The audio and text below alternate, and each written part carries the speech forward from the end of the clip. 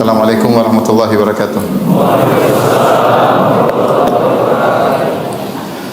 Alhamdulillahi ala ihsanih wa syukru lahu ala taufiqihi wa amtinanihi. Asyhadu an la ilaha illallah wahdahu la syarika lahu ta'ziman li sya'nihi wa asyhadu anna Muhammadan abduhu wa rasuluhu da'ila ridwanihi. Allahumma salli alaihi wa ala alihi wa ashabihi wa ikhwani.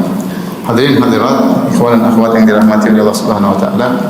Pada kesempatan kali ini kita akan membahas tentang salah satu ibadah yang penting yang Allah perintahkan dalam Al-Qur'an namun kita selalu meninggalkannya. Ibadah tersebut adalah muhasabatun nafs, yaitu menghisap jiwa sebelum dihisap oleh Allah Subhanahu wa taala.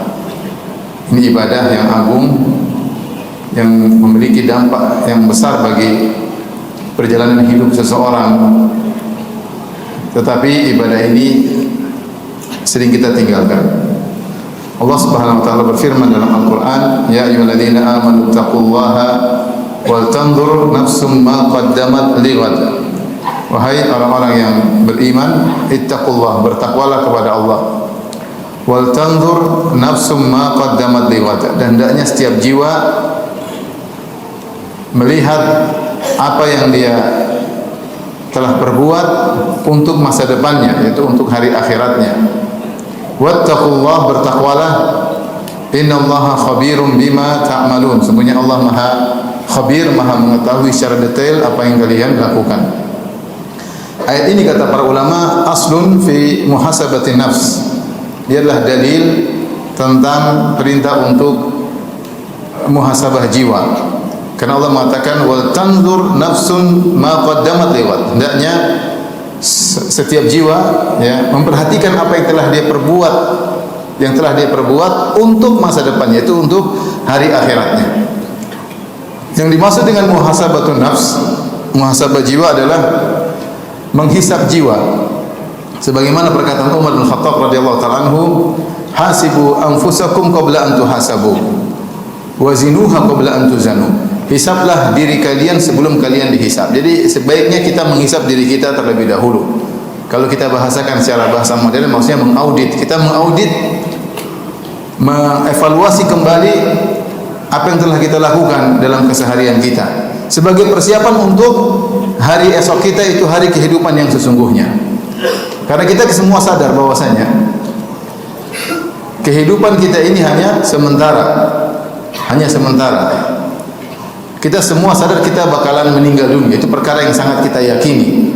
Tidak ada khilaf bahwasanya manusia akan mati. Ya. Dan setelah itu kita akan masuk dalam kehidupan yang sesungguhnya. Makanya Allah mengatakan innamal hayatud dunya la'ibu wa lahu, atau lahun wa la'ib. Kehidupan dunia hanyalah permainan, senda-gurau dan permainan dalam ayat yang lain. Wa innal akhirata lahiyal hayawan. Wa innal akhirata lahiyal hayawan law kanu ya'lamun. Wa innad daral akhirata lahiyal hayawan law kanu ya'lamun. Dan sungguhnya kehidupan yang akhirat itulah kehidupan yang sesungguhnya seandainya mereka mengetahui. Rasulullah sallam berkata, labbaik Allahumma la aisha illa aishul akhirah. Ya Allah, tidak ada kehidupan yang sesungguhnya kecuali kehidupan apa? Akhirat. Tapi Rasulullah buka dengan labbaik. Labbaik itu artinya ya Allah, aku penuhi panggilanmu. Ya, ketika kita terpesona dengan dunia, hendaknya kita mengucapkan perkataan tersebut, labbaik la aisha illa aishul akhirah. Ya Allah, tidak ada kehidupan yang sesungguhnya kecuali kehidupan apa? Akhirat. Dan terlalu banyak ayat mengingatkan kita akan hal ini. Jadi kehidupan kita ini hanyalah sementara dan kehidupan kita yang sungguhnya adalah akhirat. Maka seorang berusaha mempersiapkan dirinya untuk bertemu dengan hari tersebut. Jika dia tidak persiapan, maka dia akan menyesal. Allah sebutkan dalam Al-Quran banyak penyesalan orang-orang karena tidak persiapan. Menyesal ketika bertemu dengan hari tersebut.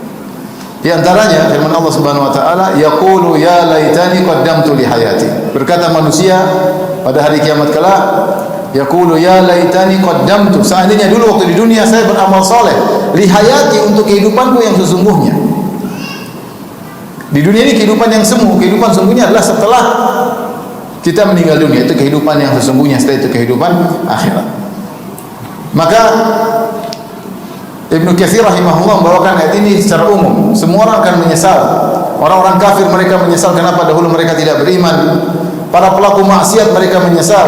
Yaqulu ya laitani qaddamtu li hayati. Para pelaku maksiat menyesal kenapa dahulu saya tidak taat kepada Allah untuk kehidupanku yang sungguhnya yang sekarang yang abadi.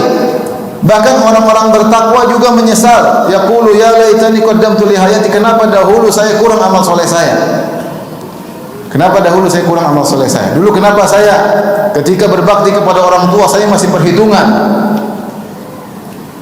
Kenapa dahulu ketika saya sholat malam saya masih malas-malasan? Kenapa saya baca Quran, dia baca Quran tapi kurang baca Qurannya?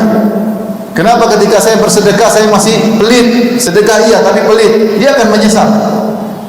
Dia akan ini berkat orang yang bertakwa saja menyesali. Seandainya dia bisa beramal lebih banyak, tentu dia akan lebih indah lagi kehidupannya di akhirat kelak.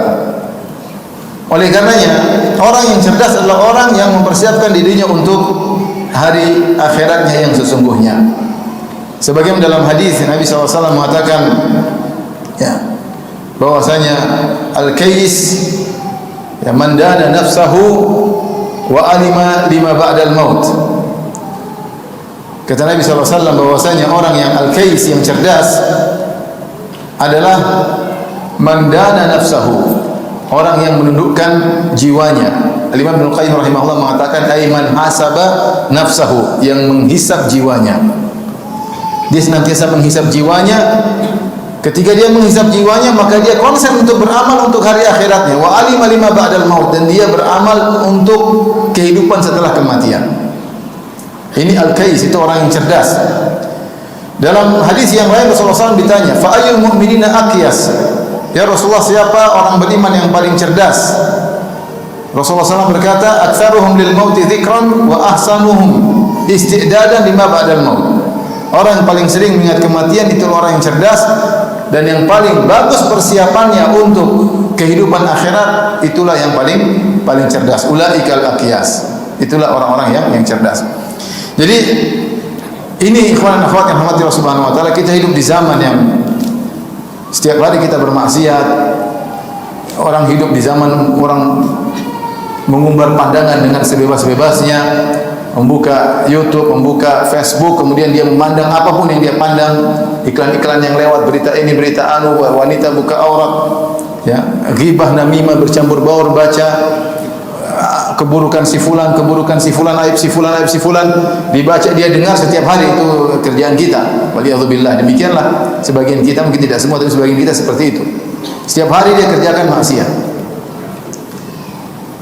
Maka dia butuh untuk muhasabatun nafs.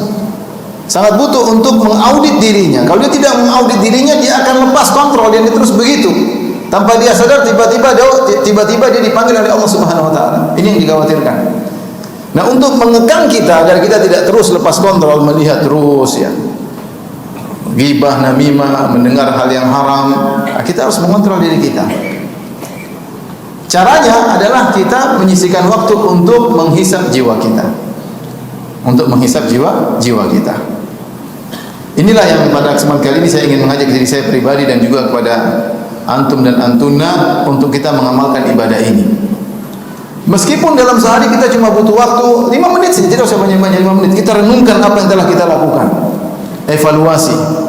Jangan kita terus bergerak ke depan tanpa mengevaluasi amal ibadah kita.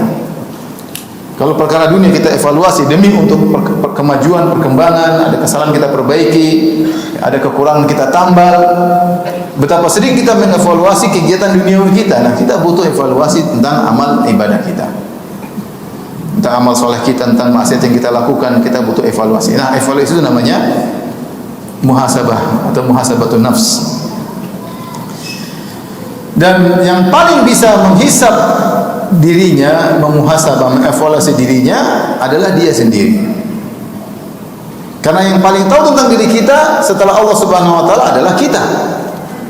Orang lain tidak tahu tentang diri kita, orang lain tidak tahu apa yang bergerak dalam hati kita, kita yang tahu.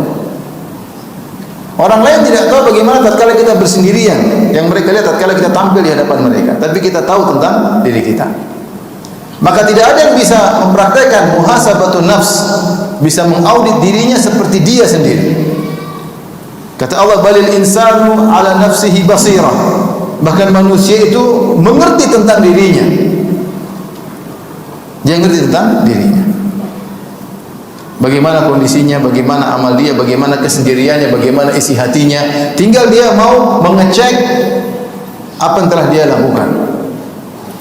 Saya bacakan perkataan sebagian ulama tentang makna muhasabah. Al-Imam Ibnu Qayyim rahimahullah berkata, hiya tamyiz baina ma lahu wa ma alaihi. Muhasabatun nafs, muhasabah jiwa, maknanya adalah membedakan mana amal yang baik yang telah dia lakukan dan mana amal yang buruk yang telah dia lakukan. Dia bedakan mana yang baik, mana yang buruk. Dia harus pandai mengklasifikasi. Dan hisab di akhirat juga begitu. Hisab di akhirat itu apa sih? Hisab akhirat di akhirat itu tujuannya adalah mengklasifikasi mana amal baik, mana amal buruk. Setelah diklasifikasi, dibagi, baru kemudian ditimbang. Nah, sebelum kita dihisab oleh Allah Subhanahu wa taala, hendaknya kita menghisab diri kita sendiri. Jadi kenali apa yang hari ini saya lakukan apa sih? Apa manfaat yang telah saya lakukan hari ini sejak pagi? Saya bikin apa tadi pagi? Ya, zikir pagi petang, saya baca Quran, alhamdulillah masih bagus. Saya berbakti sama orang tua, saya ngobrol sama istri, kemudian saya dekati anak-anak misalnya. Oh, oke. Siang kemana? Siang ketemu teman, ada tamu. Baik. Ketika bertemu tamu, pembahasannya apa? Pembahasannya gibahain. Gibah. Menjamu tamu baik, tapi topiknya apa? Gibah. Kita cek, itu namanya hisab. Kalau kita enggak seperti itu, kita akan tiap hari berjalan, rutinitas haram kita kerjakan tiap hari. Kenapa? Karena kita tidak pernah mengontrol, tidak pernah mengaudit. Sehingga rutinitas tersebut berjalan terus-menerus tanpa terkontrol. Jadi Ibnu Qayyim mengatakan itu namanya hisab seperti itu. Dia mengenali mana yang baik dan mana yang buruk atas dirinya, fayastashibu ma lahu wa yuaddi ma alaihi. Maka yang baik tetap dia pertahankan, yang buruk maka segera diperbaiki. Li'annahu musafirun safara man la ya'ud. Kata Imam Ibnu Qayyim rahimahullah, kenapa dia mengaudit dirinya? Karena sekarang dia sedang bersafar menuju perjalanan, yaitu menuju kematiannya, dan dia tidak pernah kembali. Orang kalau sudah start bersafar dia tidak pernah kembali. Itulah kita. Kita ini berjalan menuju titik kematian dan tidak pernah berhenti, tidak pernah mundur. Terus berjalan, terus menuju titik kematian, kemudian alam barzah, kemudian padang mahsyar, kemudian surga atau neraka. Karena kamu safar tidak pernah berhenti, tidak pernah kembali, maka harus diaudit. Seandainya kita bisa kembali, enak. Saya kemarin salah. Kembali ke masa lalu. Oke, kalau bisa kembali ke masa lalu, oke. Kita perbaiki. Tapi kenyataannya nggak bisa. Yang sudah berlalu, berlalu. Safarmu tidak pernah berhenti. Kau semakin berjalan menuju titik kematian. Kalau kau tidak audit dirimu, bahaya. Ini fungsi daripada audit. Semua butuh muhasabatun nafs, semuanya. Ya. Terutama yang sudah tua-tua ya.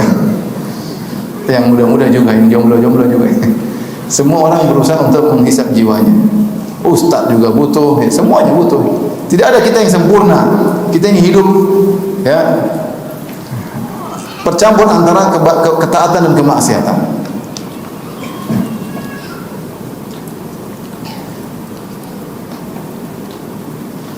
Oleh karenanya kita harus menghisap diri kita karena kita tidak bisa kembali. Jangan sampai kita tidak mengaudit diri kita, nanti kita menyesal. Allah sebutkan bagaimana orang-orang menyesal pada hari kiamat. Rabbana akhrijna na'mal salihan ghairal ladzi kunna na'mal. Mereka berkata, ya Rabb kami, kembalikanlah kami ke masa lalu, kami akan beramal soleh tidak seperti yang pernah kami lakukan. Tidak ada bisa kembali. Laula akhartani ila ajalin qaribin fa asaddaq. Ya Allah, kalau kau tunda kematianku sebentar saja, tidak bisa kembali. Kamu bersafar tidak bakalan kembali terus. Kembalikan aku sebentar saja, aku ingin bersedekah. Nah, ini kenapa? Karena tidak mengaudit dirinya. Baik, itu perkataan Ibnu Qayyim rahimahullah taala.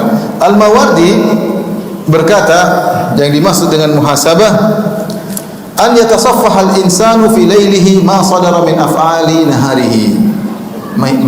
naharihi. Seorang di malam hari dia mulai membuka lembaran-lembaran catatan amalnya. Dia tahu apa yang telah dia lakukan. Malaikat mencatat tapi dia ingat. Apa yang telah dilakukan siang hari dia ingat di malam hari. Saya tadi pagi sampai siang sampai sekarang apa yang telah saya lakukan. Dia cek, ya. Fa in kana mahmudan amdahu wa atba'ahu bima syakalahu wa dhahahu. Kalau dia dapati amal yang telah dia lakukan di antara kegiatannya sehari penuh ada yang baik, maka dia terus melanjutkan, dia pertahankan dan dia melakukan hal-hal yang semirip dengan kebaikan tersebut. Wa in kana madhmuman istadrakahu. Kalau ternyata di antara kegiatannya ada yang buruk, segera dia perbaiki. In amkana wantaha an mithlihi fil mustaqbal. Dia berusaha untuk berhenti dan berhenti dari kemaksiatan yang semisal itu di kemudian hari. Itulah yang disebut dengan muhasabah.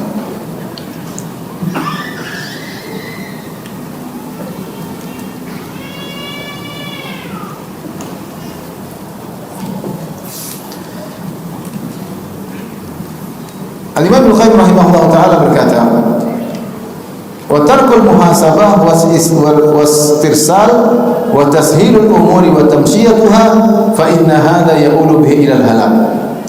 Ibnu Qayyim rahimahullah taala seorang yang tidak pernah muhasabah dirinya, tidak pernah mengaudit dirinya, hari-hari dia jalani demikian saja. Dia menggampangkan perkara, meremehkan perkara yang dia lakukan. Perbuatan seperti ini mengantarkan dia kepada kebinasaan, ya. Kenapa tidak pernah koreksi, tidak pernah evaluasi? Nah, ini buat dia terlanjur jauh dia melakukan. Sudah bermaksiat tidak pernah dievaluasi, akhirnya berbulan-bulan, bertahun-tahun dia terjerumus dalam maksiat tersebut. Mungkin dia baru sadar belakangan. Alhamdulillah kalau sadar, kalau tidak maka dia akan binasa. Di antara wasiat para ulama yang dinukil oleh Ibnu Qayyim rahimahullahu taala, hakun 'alal aqil alla yaghfal an arba'i sa'at. Hendaknya orang yang berakal jangan lalai dari 4 waktu. 4 waktu, dia bagi waktu ada 4. Sa'atin yunaji fiha rabbahu. Ada waktu khusus dia khususkan untuk bermunajat kepada Allah Subhanahu wa taala. Dia salat, dia baca Quran, dia berdoa, dia harus punya waktu untuk itu. Ya. Dia berkhalwat dengan Allah Subhanahu wa taala. Harus punya waktu, entah salat malam, entah dia salat sunnah, entah salat duha, entah dia duduk di pojok baca Al-Quran, entah dia duduk di pojok baca tafsir, ya. Dia bermunajat, berdoa kepada Allah Subhanahu wa taala. Dia harus punya waktu di mana dia berdoa dengan Allah Subhanahu wa taala. Dia berusaha untuk menikmati waktu-waktu tersebut. Wa sa'atin yuhasibu fiha nafsahu, dan ada waktu dia harus menghisab dirinya, mengaudit. Duduk entah 5 menit, entah 10 menit. Dia harus punya waktu untuk itu. Jangan sampai tidak ada waktu untuk itu, agar kita mengevaluasi diri kita. Wa sa'atin yakhlu fiha ma ikhwanihi alladhina yukhbirunahu bi uyubihi wa yasduqunahu an nafsihi. Ada waktu dia kumpul sama teman-temannya yang teman-temannya tulus mengabarkan kekurangannya, menegur dia, menasihatinya. Harus ada, karena terkadang ada aib yang kita tidak lihat. Yang bisa lihat terkadang apa? Teman kita. Karena sifat manusia itu husnudzan kepada dirinya, suudzan sama orang lain. Sifat manusia itu dia husnudzan kepada jiwanya dan suudzan kepada orang lain. Nah, kalau orang lain kita mungkin tidak melihat aib kita, kekurangan kita, teman-teman kita, saudara-saudara kita yang tulus, teman-teman sejati melihat kekurangan kita, kemudian dia pun menasihati. Ada butuh waktu kita ngobrol sama teman. Kalau ada yang kamu melihat saya kekurangan, tolong nasihati. Seperti kita minta nasihat. Wa sa'atin yakhlu fiha baina nafsihi wa baina ladzatiha fi ma yahillu wa yuhmad. Dan ada waktu dia gunakan untuk bersenang-senang pada perkara-perkara yang diperbolehkan. Dia jalan-jalan, dia mungkin olahraga, mungkin dia kuliner, tapi yang halal. Tapi yang halal, ya. Ini 4 waktu harus ada pada seorang yang berakal, kata sebagian ulama. Jadi waktu pertama dia berduaan dengan Allah, berkhalwat dengan Allah Subhanahu wa taala, harus ada waktu seperti itu. Ada waktu dia harus bermuhasabah, ya, mengevaluasi amal yang telah dia lakukan. Ada waktu dia ketemu dengan teman-temannya untuk mengkritiki dirinya. Sebagaimana perkataan diriwayatkan Umar bin Khattab radhiyallahu anhu, rahimallahu ra'an ahda ilayya uyubi. Semoga Allah merahmati seorang yang menghadiahkan kepadaku aibku. Kasih tahu aibku agar aku bisa perbaiki. Yang keempat, silakan dia bersenang-senang, ya.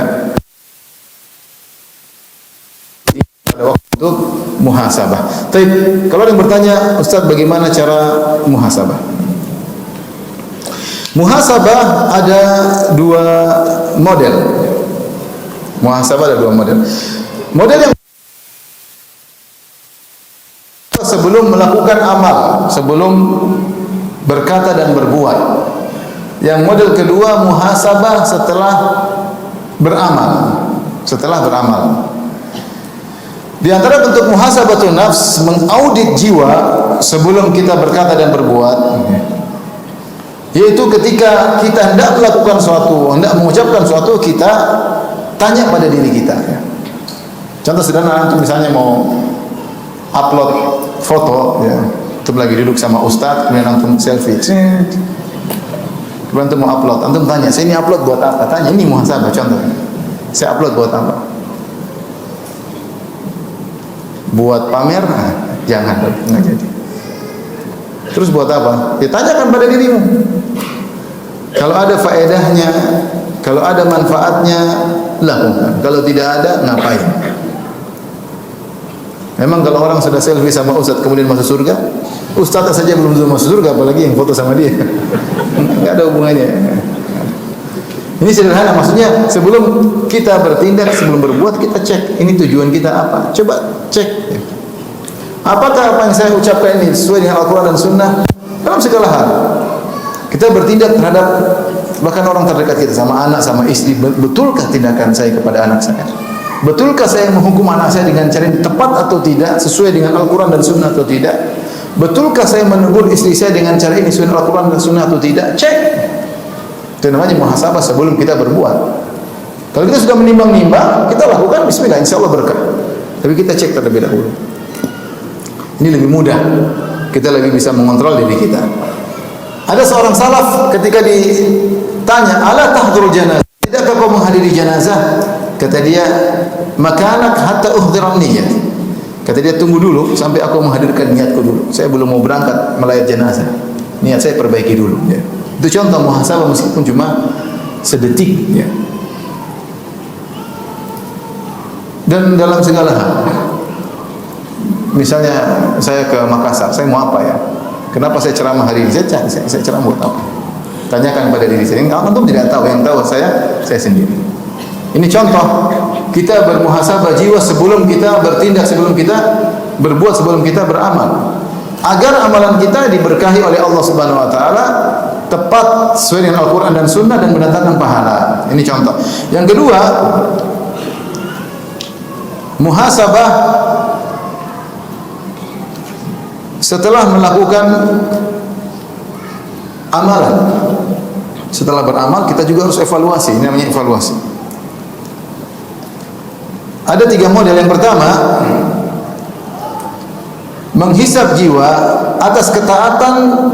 Dia melakukan ketaatan itu pun harus dievaluasi. Jangan dia ujub dengan apa yang dilakukan. Dakwahnya, salatnya, sedekahnya, puasanya, pasti ada kekurangan. Maka dia menghisab ketaatan jiwanya tentang ketaatan yang dia kurang dalam melakukan ketaatan tersebut terhadap hak Allah Subhanahu wa taala. Ya. Dan Ibnu Qayyim rahimahullah taala menyebutkan bahwasanya hak Allah dalam suatu ketaatan ada 6 perkara. Kalau antum memenuhi 6 perkara tersebut, insyaallah ibadah antum bagus. Kalau kurang 6 perkara tersebut, berarti antum harus mengevaluasi. Ibadah berikutnya berusaha memenuhi 6 perkara tersebut. Hak Allah dalam suatu ibadah. Yang pertama, ikhlas. Benarkah antum beramal kemarin itu ikhlas? Benarkah antum bersedekah ikhlas? Benarkah antum membangun pondok ikhlas? Benarkah antum ceramah itu ikhlas karena Allah Subhanahu wa taala? Benarkah antum menulis buku ikhlas karena Allah Subhanahu wa taala? Benarkah antum menasihati di publik itu ikhlas karena pertama harus ikhlas. Ibadah ikhlas. Nah, kita ingat cek kemarin ikhlas enggak ya? Cek. Ini hak Allah yang pertama. Yang kedua, an-nasihatu lillahi fihi, yaitu beribadah sebaik-baiknya.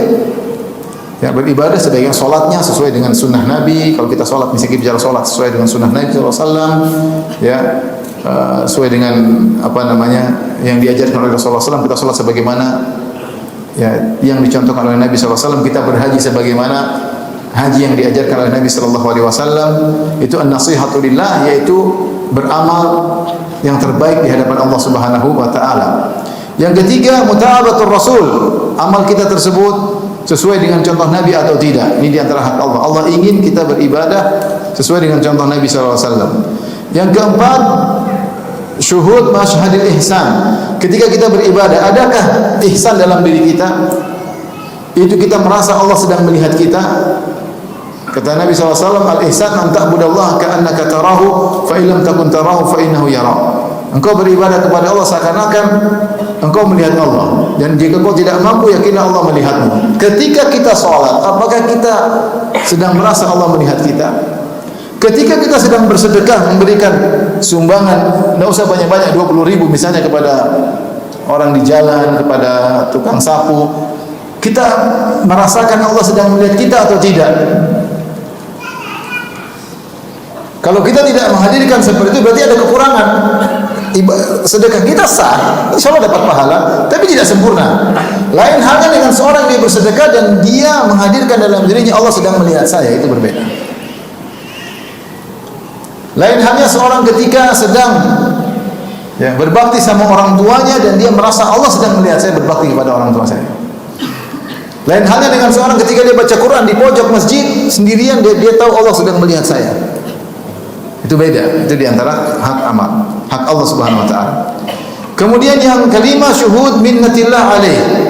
Dia menghadirkan bagaimana anugerah yang Allah berikan kepadanya.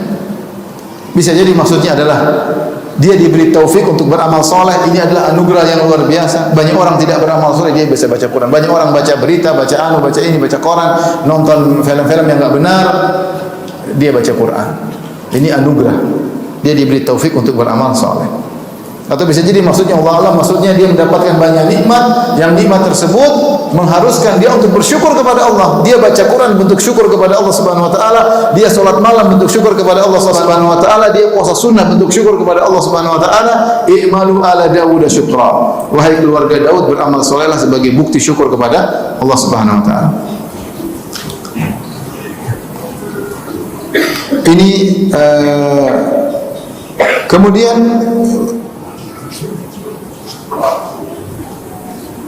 yang terakhir, syuhudu taksirihi fihi. Dia mengingat kembali kekurangan-kekurangan dia ketika ibadah tersebut, ya. Dia renungkan ibadah saya bagaimana. Ini contoh kita menghisab diri kita pada ketaatan, bukan kepada kemaksiatan, kepada ketaatan yang kita lakukan. Ini penting juga, ya. Jadi misalnya saya misalnya berdakwah. Saya evaluasi, kenapa saya dakwah? Saya sudah ikhlas enggak? Saya sudah persiapan enggak waktu itu? Ya? Evaluasi tentang ibadah saya sendiri, dakwah saya bagaimana? Apakah sudah teratur penyampaiannya? Apakah niat saya benar? Ini contoh saya mengevaluasi apa yang saya lakukan. Antum juga kita antum sholat misalnya ke masjid, sholat berjamaah. Saya ke masjid sholat berjamaah, ikhlas karena Allah atau tidak? Saya semangat atau tidak? Atau saya datangnya pas qomat saja, ya? Nah, ini kita evaluasi. Saya kemarin kurang, ternyata saya datang pas qomat saja. Antara azan dan iqamat saya tidak berdoa. Saya ngobrol sama teman, saya tidak berzikir kepada Allah. Ini contoh, kita melihat titik-titik kekurangan yang ada pada kita lakukan, yang kita lakukan pada ibadah kita, sehingga kita tidak ujub terhadap apa yang kita lakukan. Sehingga kita perbaiki. Jangan selalu, wah, Masya Allah saya, Masya Allah, Masya Allah. Apalagi tanya sama murid, gimana kemarin saya? Oh Ustaz, Masya Allah. Ustaz mantap, ya. Jangan dengar itu, mereka tidak tahu hisab, ya. Yang paling tahu tentang diri antum adalah antum sendiri, ya. Makanya kalau ada Ustaz bilang sama muridnya, gimana tadi dakwahnya? Parah Ustaz. Jangan bilang Ustaz top, Ustaz. Ustaznya nanti tidak bisa menghisab apa? Dirinya. Bahkan dia bisa terjebak dalam ujub dan yang lain dan riya. Contoh yang kedua, dia menghisab dirinya tentang amal yang seandainya dia tinggalkan itu lebih baik daripada dia melakukannya. Ini juga perlu kita cek. Waduh, kenapa tadi saya begini? Bukan untuk penyesalan, tapi untuk perbaiki di kemudian hari. Evaluasi, tidak jadi masalah. Kita hari ini apa yang kita lakukan, ya? Kita misalnya contoh, kita mufadhalah, kita menimbang antara suatu amal kebajikan dengan saya berpuasa. Tapi gara-gara puasa ternyata saya tidak bisa berbakti sama orang tua. Orang tua lagi suruh saya untuk kerja ini, saya beruzur karena sedang puasa. Kita renungkan, seandainya tadi saya batalkan puasa, saya berbakti sama orang tua, tentu lebih baik. Jangan seperti itu, ya. Ini butuh ketelitian dalam menghisab. Kemudian juga di antara hisab adalah menghisab jiwa pada perkara-perkara yang mubah, perkara-perkara yang biasa yang bisa kita lakukan, jalan-jalan, ngobrol, kuliner misalnya. Ini perkara-perkara yang mubah. Tanyakan, kenapa kau melakukan perbuatan tersebut? Apakah niatmu karena Allah dan karena akhirat, ataukah murni karena duniawi semata? Kalau niatmu karena Allah Subhanahu wa taala, maka alhamdulillah, ngajak anak-anak jalan-jalan untuk menyenangkan anak-anak, kebahagiaan istri karena Allah Subhanahu wa taala, dapat pahala. Ngundang teman-teman makan, dihidangkan makanan enak untuk membahagiakan mereka karena Allah Subhanahu wa taala, dapat pahala. Tapi apakah kita menghadirkan niat tersebut ketika mengundang teman-teman, ketika mengajak anak istri jalan-jalan, ataukah hanya sekedar perbuatan duniawi murni tanpa kehadiran niat tersebut? Kalau ternyata ada hadir niat tersebut, ini semua karena Allah, maka berbahagialah. Kalau ternyata hanya perkara duniawi murni, hanya senang-senang murni, maka kita telah buang-buang umur, buang-buang harta, buang-buang umur, tidak ada faedahnya. Menghisab diri, mengevaluasi diri atas apa yang telah kita lakukan. Baik, ikhwan dan akhwat yang rahmatillah subhanahu wa ta'ala, di antara hal-hal yang menjadikan seorang malas untuk bermuhasabah, ya, dia tidak mau bermuhasabah, tidak mau mengaudit dirinya. Yang pertama adalah banyak melakukan maksiat. Banyak melakukan apa? Maksiat. Ketika dia banyak melakukan maksiat, maka hatinya semakin sakit, semakin hitam, sehingga tidak tergerak hatinya untuk mengecek amal dia. Dia tidak peduli, mau ini mau ini, tidak peduli. Ketidakpeduliannya terhadap amal soleh dia, terhadap perjalanan hidupnya, karena akibat hatinya yang sakit, karena terlalu banyak maksiat yang dia lakukan.